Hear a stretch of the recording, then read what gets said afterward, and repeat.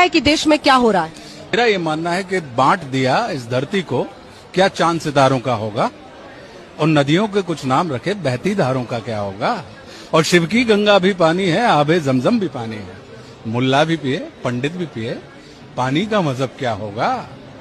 और इन फिरका परस्तों से पूछो, क्या सूरज अलग बनाओगे? एक हवा में सांस है सबकी, क्या हवा भी नहीं चलाओगे? और नस्लों का करे, हम और आप सब इंसानी नस्ल के हैं। पेड़ पौधों की एक नस्ल होती है, पशु पक्षियों की एक नस्ल होती है, वैसे ही इंसानों की भी नस्ल होती है जिसको हम बांट रहे हैं।